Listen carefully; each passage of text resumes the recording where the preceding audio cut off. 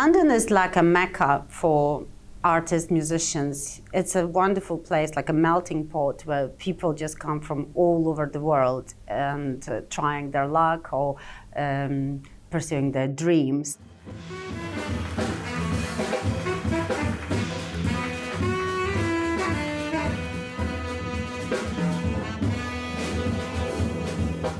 A lot of international musicians come to London. You know, we have a lot of Italians, Hungarians, Americans actually. There's people from all over the world come to London to be part of the jazz scene.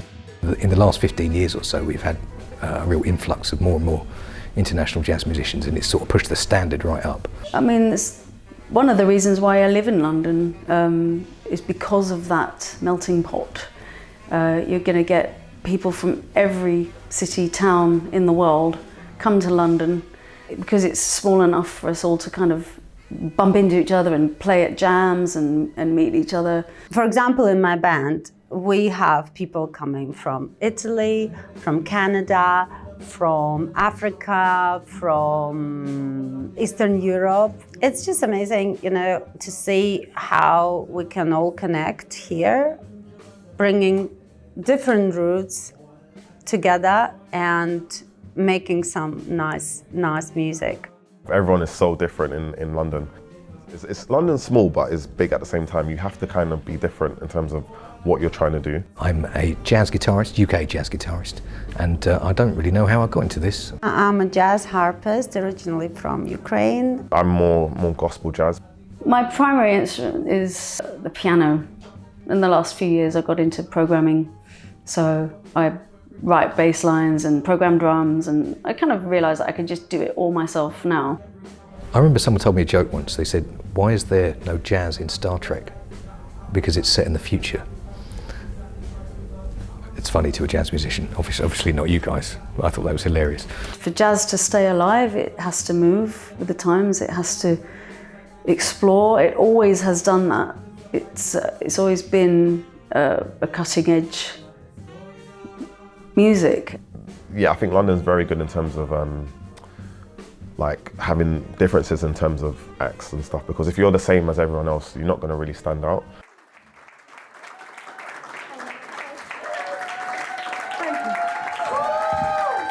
Jazz and Fresh, make some noise, come on! Into Diana. Hi, I'm Anna Stubbs. I'm a musician and I run two bands. At the moment I'm running my solo project, which is called Kinzugiana, and I also have another band called Brotherly, which I've been running for about 15 years.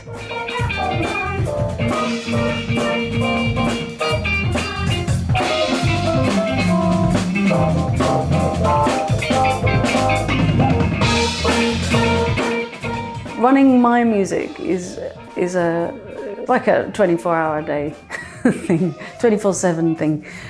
I'm either completely in it, fully committed, or if I can't do that, if I'm not fully committed, I don't want to do it.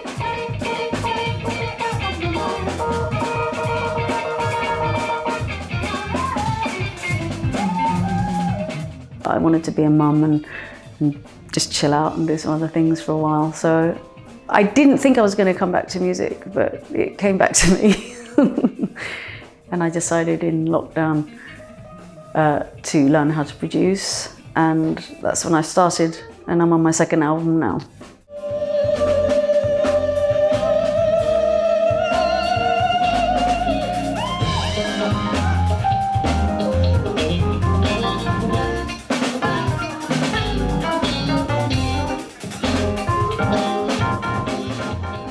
I've recently been to Brazil to go and study down there. I've studied Northern Indian classical music. I've really looked at funk and swing and soul, pop, house, and I love it all so much. I have no particular favourites, but I suppose when I write something, what comes out comes out. It's just a natural combination of those things, and it's not everybody's cup of tea. And sometimes it's very hard to not sound over eclectic, but because I've been doing it so long now, I think it's all rolled into a certain kind of style.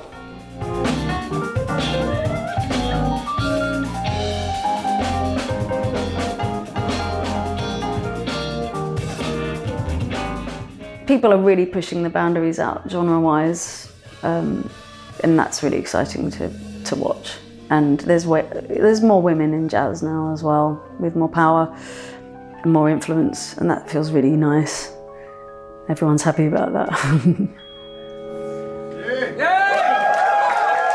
Thank you so much. Hi, Jazz Refresh. Lovely to see you. Thank you all for coming out tonight.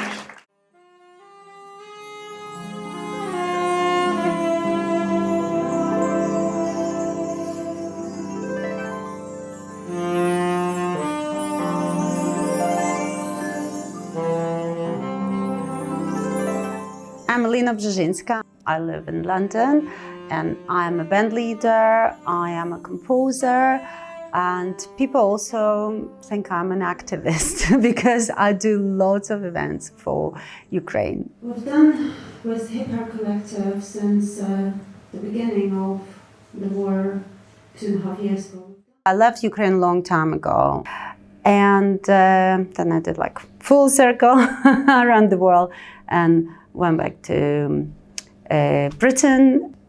I was classically trained musician for many years. My first degree was in classical music, and then I, by chance, just got this album of Alice Coltrane, a very amazing composer, pianist, harpist. And I heard her album, Journey in Satchidananda. That was my first introduction, proper introduction to jazz harp. And I totally fell in love with what I heard. And it was very new, very fresh for me. And I loved the freedom of expression that she had in her music. And I just thought, I have to do this, I have to try at least. And it made me very happy.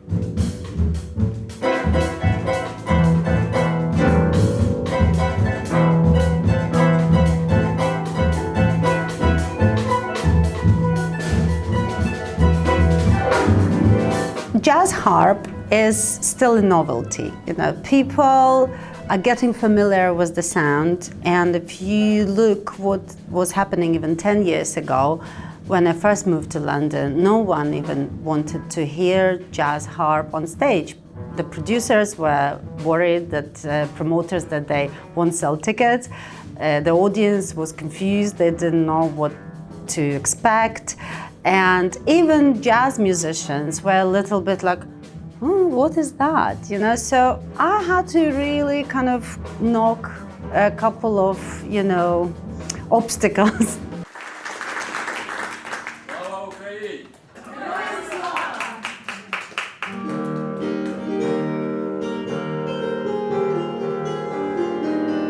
Since the invasion of my country, Ukraine, by Russians, we started working really much more intensively on supporting Ukrainian charities. From 2014, I've been supporting many charities already, but in the last 2 years, that was actually kind of a mission. It's actually concert 53 in the last 2.5 years of fundraising that I've organized by myself or with some colleagues. I don't really call myself an activist because I just feel that whatever artists do, we have this platform of speaking out, and it's almost like our mission to speak for people who don't have this platform. And is it activism? I think it's just a way of living your life.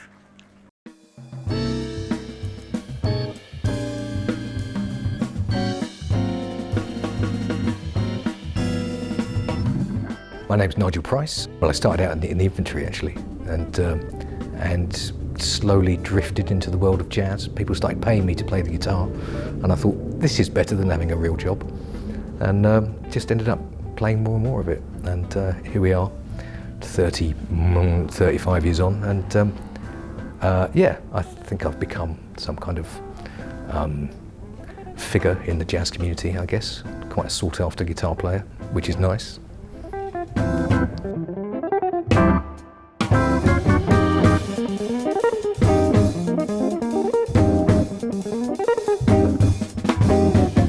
After COVID, there was a lot of money that was thrown around, about £2 billion, I think, and all of it seemed to be heading to places like the Albert Hall or you know, the South Bank Centre. I don't know, I'm guessing there, but all the money seemed to be heading to the really big venues, when in fact 97% of UK jazz is played in venues that don't have dedicated premises.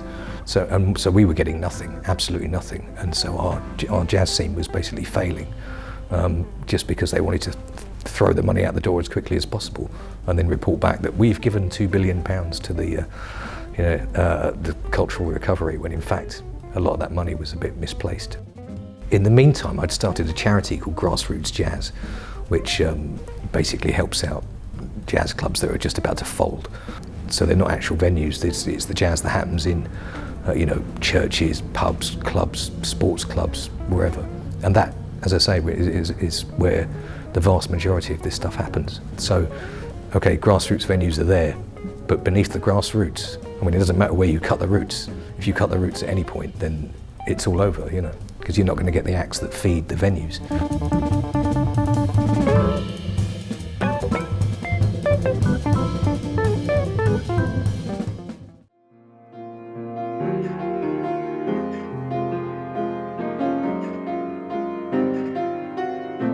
I'm David Kofi. I'm a jazz artist based in London. I play piano and I've been doing it for about 10 years now.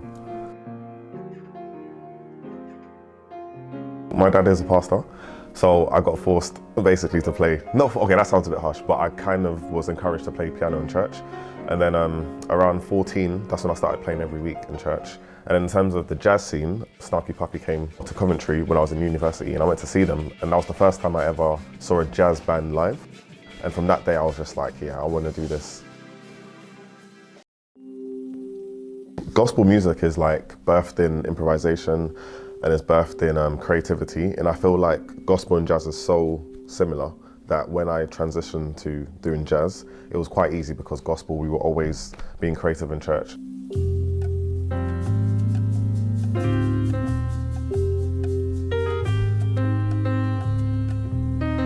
I released a project, my first project, called Galaxy in 2014, and then I took a long break out from music, and then I embarked on a project where I really wanted to put my heart into it, all of my influences into it, and Kokoro came about by, I was looking for a word that basically described what I was feeling. So Kokoro in Japanese means heart, soul and mind.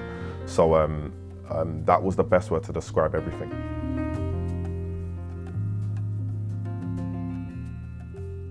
I really sort of came back into jazz, and I really started to push myself more with more projects.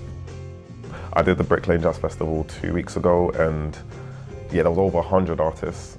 So that shows that there are so many people that are just doing amazing stuff in jazz. As I said, I'm more gospel jazz, but then you can go to like Blue Lab Beats. They're a bit more like contemporary but they collab with singers. You've got Alpha Mist, who's piano, but uses mainly like a lot of violins and trumpets. So there's a lot of different jazz artists and different people are doing different things. No one's copying anyone, so it's really cool right now.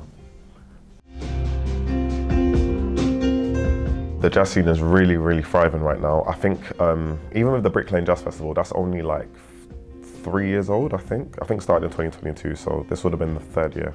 And like it's growing, and there's so many jazz events going on as well. So I think if you want to get into jazz now, I think it's a really good time, because there's so much like eyes on the jazz scene. In terms of funding, it is quite difficult at the moment. Like I've self-funded everything through working, through different means of ways of income.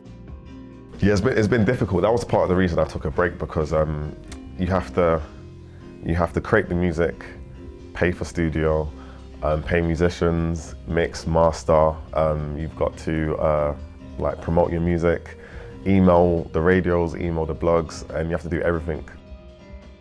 What's kept me going is the people around me, like my core band and my core friends. They're all musicians as well, so everyone pushes each other. So that's been the really main thing that's kept me going, and also the fact that like I think I'm in a really good space in terms of musically. I've had a lot of opportunities, so I can't rest where I am now, so I have to keep pushing myself. I really hope for prominent jazz scene in the future in London, and not just in London, everywhere. And I really think that jazz will be even more multicultural and inclusive as well. And I hope we will see more female jazz musicians. And I really hope that the producers, promoters are not going to take over the arts, that it will be not just for money, and we are not going to be just motivated by greed, but actually by freedom and by things that come in from the heart. Because jazz is a language of freedom, and it's so important for people to connect to it. And I think freedom is so great with music, because obviously we learned music our whole lives and stuff, but the fact that you can take something and then you don't know what direction it's going to go, I think that's an incredible way to be a performer. I think, it's such a gift to be able to create something that's exciting. I write to the best ability that I can, and then when I listen back to it and I'm happy with it, that's such a great high. I'm really grateful for that kind of gift in life as a musician. It's amazing. No, I mean, I think it's always going to be there. There's just a fundamental desire for people to improvise, and I think it's always going to be there.